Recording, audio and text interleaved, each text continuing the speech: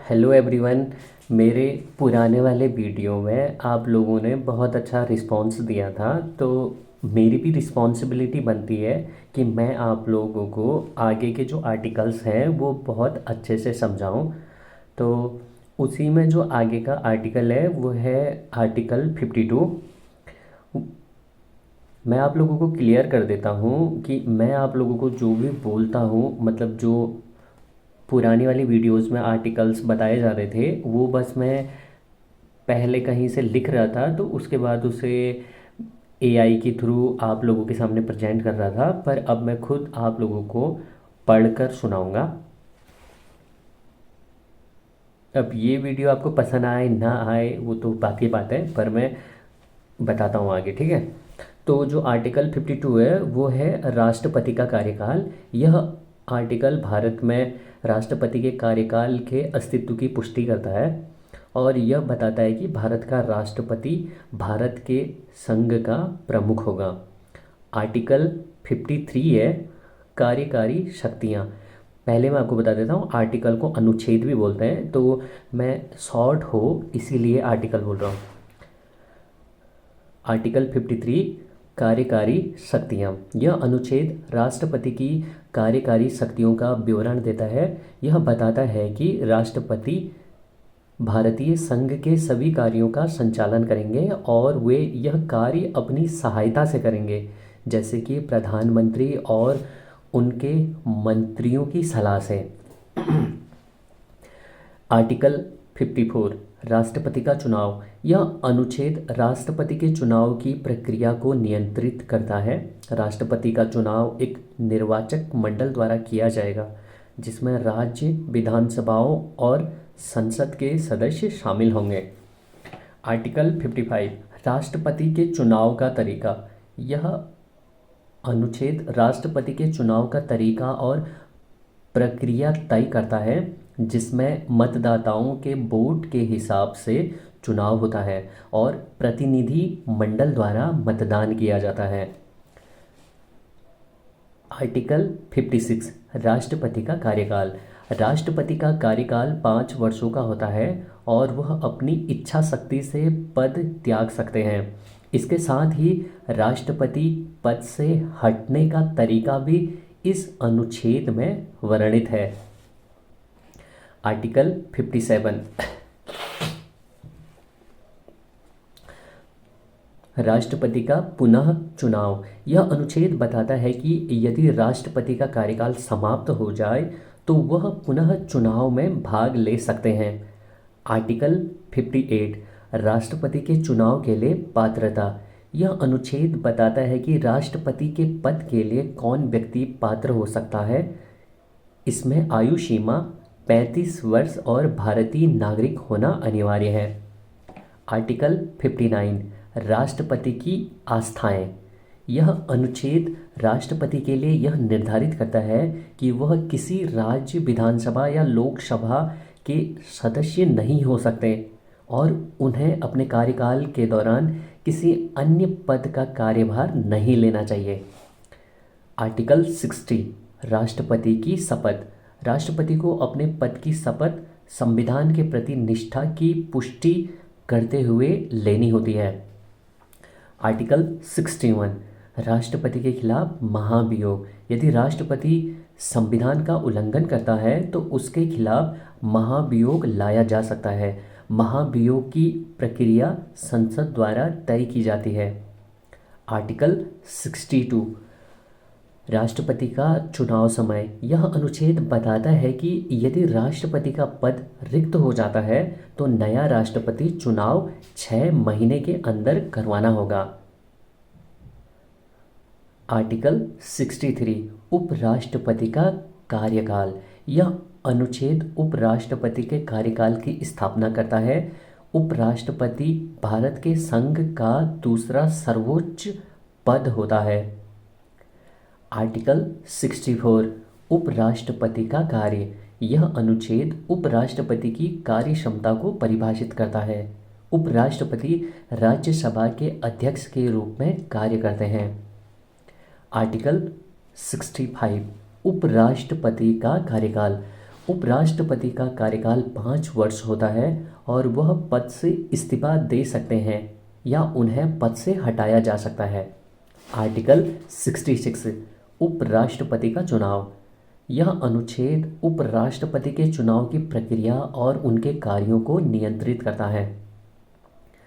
Article 67 उपराष्ट्रपति के कार्यकाल की समाप्ति। यह अनुच्छेद उपराष्ट्रपति के कार्यकाल की समाप्ति के बाद उनके द्वारा त्यागपत्र देने या हटाए जाने पर नया चुनाव करने की प्रक्रिया को स्पष्ट करता है। अनुच्छेद 68 आर्टिकल 68 उपराष्ट्रपति का चुनाव समय। यह अनुच्छेद उपराष्ट्रपति के चुनाव का समय और चुनाव की प्रक्रिया को नियंत्रित करता है। आर्टिकल 69 राष्ट्रपति और उपराष्ट्रपति की शपथ। यह अनुच्छेद राष्ट्रपति और उपराष्ट्रपति की शपथ को निर्धारित करता है, जिसमें दोनों पदधारी संविधान की रक्षा करने का संकल्प लेते हैं। आर्टिकल 70 राष्ट्रपति और उपराष्ट्रपति के पदों की नियुक्ति। यह अनुच्छेद राष्ट्रपति और उपराष्ट्रपति के पदों की नियुक्ति से संबंधित है। आर्टिकल 71 राष्ट्रपति और उपराष्ट्रपति के चुनाव पर विवाद। यह अनुच्छेद राष्ट्रपति और उपराष्ट्रपति के चुनावों से जुड़े विवादों के समाधान के लिए सर्वोच्च न्यायालय के अधिकारियों का वर्णन करता है। आर्टिकल 72 राष्ट्रपति की शक्ति। राष्ट्रपति को दया देने का अधिकार है, अर्थात वह किसी भी व्यक्ति को क्षमा, माफ़ी या सज़ा में छूट दे सकते हैं। बहुत बारी आप लोगों ने सुना होगा कि राष्ट्रपति द्वारा किसी व्यक्ति की जो सज़ा है वो माफ़ कर दी गई है, या किसी की जो जीवन लीला समाप्त होने वाली होती है, तो ऐसी सिचुएशन में कुछ कंडीशनों में राष्ट्रपति द्वारा उनको माफ़ कर दिया जाता है, तो वो आर्टिकल 72 ही होता है। राष्ट्रपति की शक्ति जिसमें निर्धारित करी गई है आर्टिकल 72, राष्ट्रपति को दया देने का अधिकार है, अर्थात वो किसी भी व्यक्ति को क्षमा, माफ़ी या सज़ा में छूट दे सकते हैं। आर्टिकल 73 केंद्र सरकार की शक्तियाँ। यह अनुच्छेद केंद्र सरकार को संविधान के अंतर्गत सभी कार्यों को करने की शक्ति प्रदान करता है। आर्टिकल 74 प्रधानमंत्री और कैबिनेट की सलाह। राष्ट्रपति को प्रधानमंत्री और उनके मंत्रियों की सलाह पर ही कार्य करना होता है। यह संसद के दायित्वों और प्रधानमंत्री की भूमिका को स्पष्ट करता है।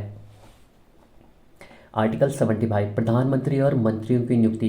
प्रधानमंत्री और उनके मंत्रियों की नियुक्ति और उनके कार्यों के बारे में यह अनुच्छेद बताता है। आर्टिकल 76 महान्यायवादी और महाधिवक्ता। यह अनुच्छेद केंद्र सरकार के लिए महान्यायवादी, अटॉर्नी जनरल और महाधिवक्ता की नियुक्ति से संबंधित है। आर्टिकल 77 केंद्र सरकार के कामकाज। यह अनुच्छेद केंद्र सरकार के कामकाज, नियमों और कार्य प्रणाली को नियंत्रित करता है। आर्टिकल 78 प्रधानमंत्री का कर्तव्य। प्रधानमंत्री का कर्तव्य है कि वह राष्ट्रपति को सरकार के कार्यों के बारे में सूचित करे। यह अनुच्छेद उनकी कर्तव्यों को स्पष्ट करता है। सॉरी गाइस, तो थोड़ा सा बीच में डिस्टरबेंस हो गया था, तो अभी फिर से कंटिन्यू करते हैं। आर्टिकल 78 प्रधानमंत्री का कर्तव्य। प्रधानमंत्री का कर्तव्य है कि वह राष्ट्रपति को सरकार के कार्यों के बारे में सूचित करे। यह अनुच्छेद उनके कर्तव्यों को स्पष्ट करता है।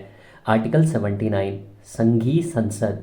यह अनुच्छेद संसद के गठन और उसकी कार्य प्रणाली के बारे में बताता है। इसमें लोकसभा और राज्यसभा के गठन की बात की जाती है। आर्टिकल 80 राज्यसभा का गठन। यह अनुच्छेद राज्यसभा, काउंसिल ऑफ स्टेट्स के गठन और सदस्यता के बारे में बताता है। आर्टिकल 81 लोकसभा का गठन। यह अनुच्छेद Lok Sabha, house of the people के गठन, सदस्यता और चुनाव के बारे में बताता है। आर्टिकल 82 संसद का परिसीमन। यह अनुच्छेद बताता है कि संसद के लिए परिसीमन, बाउंड्री, रीऑर्गेनाइजेशन कैसे होगा। आर्टिकल 83 संसद का कार्यकाल।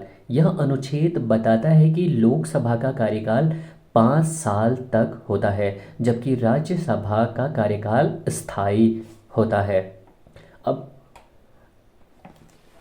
मैंने मैंने इसके बारे में ज़्यादा डिटेल से नहीं पढ़ाई करी है, तो अगर कोई मुझसे ज़्यादा मतलब आर्टिकल्स की नॉलेज रखता है तो मैं उनसे जानना चाहता हूँ कि जो राज्यसभा का कार्यकाल स्थायी होता है, इसका क्या मतलब होता है, मुझे कमेंट में ज़रूर बताइएगा। आर्टिकल 83, संसद का कार्यकाल।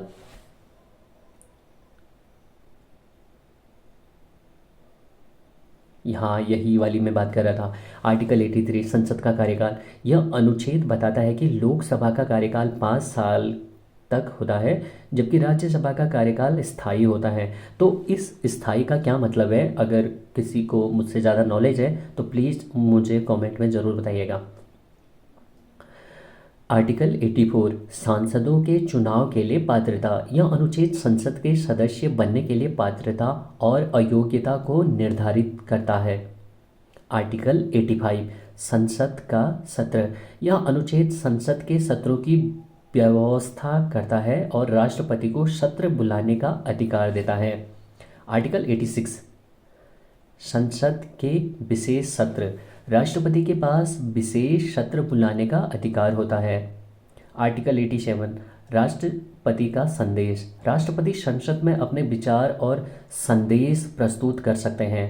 आर्टिकल 88, सांसदों के लिए विशेष अधिकार। यह अनुच्छेद सांसदों के विशेष अधिकारों और उनकी भूमिका को स्थापित करता है। आर्टिकल 89, लोकसभा का अध्यक्ष। लोकसभा के अध्यक्ष की नियुक्ति और उनकी शक्तियों को यह अनुच्छेद निर्धारित करता है। अच्छा, अगर लोकसभा से रिलेटेड अगर आपको कुछ कन्फ्यूजन होता है ना, तो आप आर्टिकल 89 को पढ़ सकते हैं। आर्टिकल 90, लोकसभा के उपाध्यक्ष। लोकसभा के उपाध्यक्ष की नियुक्ति और उनके कार्यों के बारे में यह अनुच्छेद बताता है। अनुच्छेद 91, आर्टिकल 91, राज्यसभा का अध्यक्ष। यह अनुच्छेद राज्यसभा के अध्यक्ष के कार्यों और जिम्मेदारियों को निर्देशित यानी कि निर्दिष्ट करता है। आर्टिकल 92, राज्यसभा के उपाध्यक्ष। राज्यसभा के उपाध्यक्ष की नियुक्ति और कार्यों के बारे में यह अनुच्छेद बताता है। आर्टिकल 93, लोकसभा के अध्यक्ष और उपाध्यक्ष की कार्यविधि। लोकसभा के अध्यक्ष और उपाध्यक्ष की कार्यविधि से संबंधित यह अनुच्छेद है। आर्टिकल 94, लोकसभा के अध्यक्ष और उपाध्यक्ष की शर्तें। लोकसभा के अध्यक्ष और उपाध्यक्ष की शर्तों और कार्यों का निर्धारण करता है। आर्टिकल 95, सांसदों के विधायिका का सम्मान। यह अनुच्छेद सांसदों के कर्तव्यों और सम्मान से संबंधित है। आर्टिकल 96, सांसदों की बैठकों की प्रक्रिया। यह अनुच्छेद संसद की बैठकों में वोटिंग प्रक्रिया के बारे में बताता है। आर्टिकल 97, विधायिका का संरक्षक। यह अनुच्छेद यह निर्धारित करता है कि लोकसभा और राज्यसभा के कार्यों का संरक्षक कौन होगा। आर्टिकल 98, संसद के रिकॉर्ड। यह अनुच्छेद संसद के रिकॉर्ड रखने और उन्हें सुरक्षित रखने की प्रक्रिया को स्पष्ट करता है। आर्टिकल 99, सांसदों की अयोग्यता। यह अनुच्छेद बताता है कि कोई सांसद यदि निर्धारित योग्यताओं को पूरा नहीं करता तो वह अयोग्य हो सकता है। आर्टिकल 100, संसद की बैठकों की प्रक्रिया।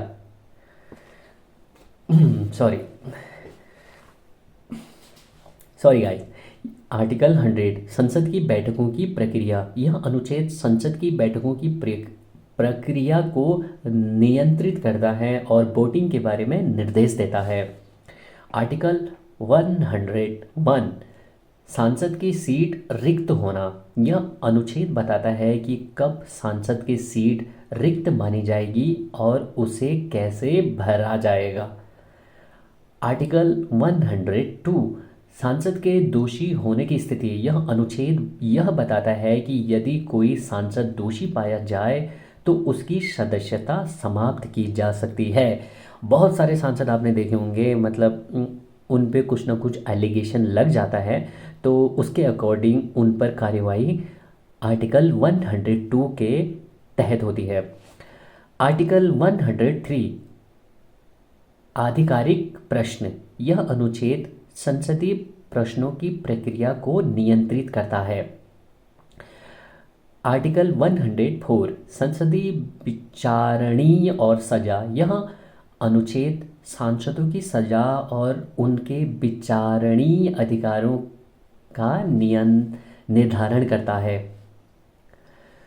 आर्टिकल 104 संसदीय विचारणी और सजा। ठीक है, थोड़ा बहुत मैंने आपको बता दिया, वो दोबारा रिलोड हो गया तो दोबारा आप सुन लीजिएगा। यह अनुच्छेद सांसदों के लिए उनके विधायिका के कर्तव्यों और संसदीय कार्यों के दौरान अनुशासनहीनता या अनुशासन तोड़ने की स्थिति में लागू होने वाली सजा से संबंधित है। यदि कोई सांसद शर्तों का उल्लंघन करता है तो उसे सजा दी जा सकती है, जैसे उसकी सदस्यता रद्द कर दी जाए। ठीक है, ये वाली भी सजा होती है। आर्टिकल 105 संसद के सदस्य की स्वतंत्रता। यह अनुच्छेद संसद के सदस्यों को विशेष प्रकार की स्वतंत्रता देता है ताकि वे संसद में अपने विचार व्यक्त कर सकें। यह उन्हें विशेष अधिकार प्रदान करता है, जैसे कि संसद में दिए गए बयान या कर्मों के लिए उन्हें कानूनी जिम्मेदारी नहीं होगी। आर्टिकल 106 संसद के सदस्यों के वेतन और भत्ते। यह अनुच्छेद संसद के सदस्यों को उनके वेतन, भत्ते और अन्य लाभों के बारे में बताता है। यह संसद की वेतन संरचना और उनके काम के लिए दी जाने वाली सुविधाओं का निर्धारण करता है। आर्टिकल 107 विधेयकों की प्रक्रिया। यह अनुच्छेद यह निर्धारित करता है कि संसद में विधेयकों को कैसे पेश किया जाएगा, उनके द्वारा अनुमोदित किया जाएगा और क्या प्रक्रिया अपनाई जाएगी। आर्टिकल 104 संयुक्त सत्र। यह अनुच्छेद यह बताता है कि अगर लोकसभा और राज्यसभा किसी विधेयक पर सहमति नहीं बनाते तो राष्ट्रपति एक संयुक्त सत्र बुला सकते हैं, जिसमें दोनों सदन एक साथ बैठकर विधेयक पर निर्णय लेंगे। आर्टिकल 109 वित्त विधेयक। यह अनुच्छेद वित्त विधेयकों के बारे में बताता है और इसे लोकसभा द्वारा पहले पेश किया जाता है। यह विधेयक वित्तीय मुद्दों से संबंधित होता है, जैसे कर, व्यय और अन्य सरकारी वित्तीय कार्यवाहियाँ। आर्टिकल 110 वित्त विधेयक की परिभाषा। यह अनुच्छेद वित्त विधेयक की परिभाषा और इससे जुड़ी प्रक्रियाओं को स्पष्ट करता है। यह बताता है कि क्या चीज़ें वित्त विधेयक के तहत आती हैं और किस प्रकार से उन्हें संसद में पेश किया जाता है। आर्टिकल 111 यानी कि 111 राष्ट्रपति द्वारा विधेयक पर हस्ताक्षर। यह अनुच्छेद यह निर्धारित करता है कि किसी भी विधेयक को कानून बनाने के लिए राष्ट्रपति से स्वीकृति यानी कि हस्ताक्षर प्राप्त करना आवश्यक है। राष्ट्रपति विधेयक को स्वीकृत कर सकते हैं, अस्वीकार कर सकते हैं या इसे वापस भेज सकते हैं। आर्टिकल 112 वार्षिक वित्तीय रिपोर्ट। यह अनुच्छेद वार्षिक वित्तीय रिपोर्ट आर्थिक बजट के बारे में है, जिसे राष्ट्रपति संसद के सामने पेश करते हैं। यह रिपोर्ट भारत सरकार के वित्तीय वर्ष के लिए बजट प्रस्तावों का विस्तृत विवरण प्रदान करती है। आर्टिकल 113 बजट प्रस्ताव की प्रक्रिया। यह अनुच्छेद यह निर्धारित करता है कि बजट प्रस्ताव किस प्रकार से प्रस्तुत किया जाएगा और संसद में उसकी चर्चा किस प्रक्रिया से होगी। बजट को लोकसभा में पेश किया जाता है और राज्यसभा इसमें प्रस्तावों पर विचार करती है। आर्टिकल 114 वित्तीय विधेयक पर विचार। यह अनुच्छेद बताता है कि किसी वित्तीय विधेयक पर विचार और मतदान की प्रक्रिया कैसे होगी। यह लोकसभा में प्रस्तुत किया जाता है और इसके बाद राज्यसभा में विचार किया जाता है। आर्टिकल 115 पुनः विचार करने के लिए बजट। यह अनुच्छेद यह निर्धारित करता है कि अगर किसी वित्तीय विधेयक को राज्यसभा में अस्वीकृत कर दिया जाता है तो लोकसभा इसे फिर से पेश कर सकती है। आर्टिकल 116 अचानक बजट अनुमोदन। यह अनुच्छेद यह बताता है कि अगर किसी वित्तीय विधेयक पर समय सीमा के भीतर विचार नहीं किया जाता तो संसद विशेष रूप से इसे अनुमोदित करने का अधिकार प्राप्त कर सकती है। आर्टिकल 117 राज्यसभा द्वारा विधेयक पर विचार। यह अनुच्छेद राज्यसभा के अधिकारों और कार्यों के बारे में है, जिसमें यह कहा गया है कि राज्यसभा भी विधेयकों पर विचार कर सकती है, लेकिन लोकसभा के मुकाबले इसके पास कम शक्तियां होती हैं। आर्टिकल 118 संसद की कार्यवाही। यह अनुच्छेद संसद की कार्यवाही और उसके संचालन से संबंधित नियमों को निर्धारित करता है। यह नियम संसद की कार्यों के संचालन, बैठकों में होने वाली प्रक्रियाओं को निर्धारित करता है। आर्टिकल 119 संसद का स्वायत्तता। यह अनुच्छेद संसद को अपने भीतर किसी भी मामले में स्वायत्तता लेने का प्रावधान करता है ताकि संसद स्वतंत्र रूप से अपने कार्यों को अंजाम दे सके। आर्टिकल 120 संसद में भाषा का प्रयोग। यह अनुच्छेद यह बताता है कि संसद में किस भाषा का प्रयोग किया जाएगा। भारतीय संविधान में हिंदी और अंग्रेजी को संसद की कार्यवाही के लिए स्वीकृत भाषाएं माना गया है। इस आर्टिकल से मुझे एक बात याद आई। कभी कभी मैं जब मतलब संसद बैठती है तो उसमें कभी कभी मतलब बहुत अजीब अजीब प्रश्न या बहुत अजीब अजीब तरह की लैंग्वेज सुनने को मिलती है। तो आप मुझे कमेंट में बताना कि वो मतलब क्या इस आर्टिकल का उल्लंघन करते हैं या फिर मतलब कुछ भी। मेरे को इसके बारे में मेरे को बताना कि वो कैसे बोल देते हैं, क्या उन्हें इस आर्टिकल के बारे में नहीं बताता। अब है आर्टिकल 121 न्यायिक हस्तक्षेप पर रोक। यह अनुच्छेद कहता है कि संसद और राज्य विधानसभाओं द्वारा किए गए निर्णयों और उनके कार्यों पर न्यायालय हस्तक्षेप नहीं कर सकते, सिवाय उन मामलों के जिनमें संविधान का उल्लंघन हुआ हो। आर्टिकल 122 संसद का अधिकार। यह अनुच्छेद संसद की कार्यवाही और उसके निर्णयों पर न्यायालय के हस्तक्षेप को प्रतिबंधित करता है। संसद अपने कार्यों को स्वतंत्र रूप से चलाने का अधिकार रखती है। आर्टिकल 123 राष्ट्रपति का अध्यादेश। यह अनुच्छेद राष्ट्रपति को अध्यादेश जारी करने का अधिकार देता है जब संसद सत्र में नहीं हो।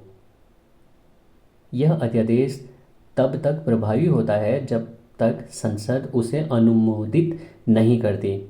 आर्टिकल 124 उच्चतम न्यायालय की स्थापना। यह अनुच्छेद भारत में उच्चतम न्यायालय सुप्रीम कोर्ट की स्थापना और उसकी शक्तियों को परिभाषित करता है। यह न्यायालय सर्वोच्च न्यायिक प्राधिकरण होता है। आर्टिकल 125 उच्चतम न्यायालय के न्यायाधीशों के वेतन। यह अनुच्छेद उच्चतम न्यायालय के न्यायाधीशों के वेतन, भत्तों और अन्य सुविधाओं को निर्धारित करता है।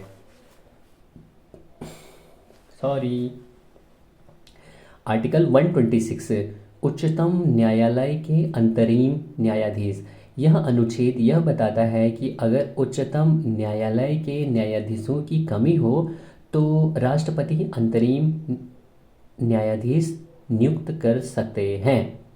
तो इसको थोड़ा सा समझते हैं।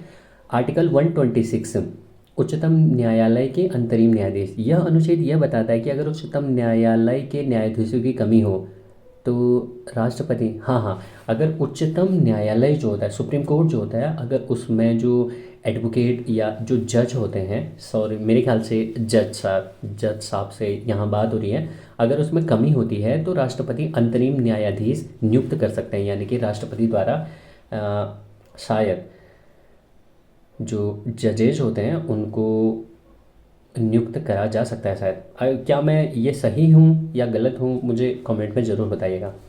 आर्टिकल 127 उच्चतम न्यायालय के न्यायाधीशों की नियुक्ति। यह अनुच्छेद उच्चतम न्यायालय के न्यायाधीशों की नियुक्ति प्रक्रिया को नियंत्रित करता है। अनुच्छेद 128 उच्चतम न्यायालय के बैठकों का आयोजन। यह अनुच्छेद यह बताता है कि उच्चतम न्यायालय की बैठकों का आयोजन और उसका संचालन कैसे होगा। अनुच्छेद 129 129 उच्चतम न्यायालय की अवमानना। यह अनुच्छेद उच्चतम न्यायालय की अवमानना से संबंधित है और यह बताता है कि अगर कोई न्यायालय की अवमानना करता है तो उसे सज़ा दी जा सकती है। ठीक है, तो ये वाला थोड़ा सा मतलब डराने वाला अनुच्छेद है। आर्टिकल 129। आर्टिकल 130 उच्चतम न्यायालय की कार्यवाही। यह अनुच्छेद उच्चतम न्यायालय की कार्यवाही की रूपरेखा और न्यायालय के निर्णयों की प्रक्रिया के बारे में है। आर्टिकल 131 विवादों का समाधान। यह अनुच्छेद संघ और राज्यों के बीच विवादों का समाधान करने के लिए उच्चतम न्यायालय को अधिकार देता है। ओके, अब हम बढ़ते हैं 131 को। ठीक है, आर्टिकल 131 संघ और राज्यों के बीच विवादों का समाधान। यह अनुच्छेद संघ और राज्यों के बीच संविधान से संबंधित विवादों के समाधान के लिए सर्वोच्च न्यायालय को अधिकार प्रदान करता है। यह एक विशेष अदालत के रूप में काम करता है। जब विवाद संघीय सरकार और राज्यों के बीच उत्पन्न होता है, न्यायालय इस प्रकार के विवादों का निपटारा करेगा। आर्टिकल 132 सर्वोच्च न्यायालय की अपील। यह अनुच्छेद यह बताता है कि किसी उच्च न्यायालय के निर्णय के खिलाफ अपील सर्वोच्च न्यायालय में की जा सकती है जब वह मामला संविधान के किसी महत्वपूर्ण प्रश्न से संबंधित हो।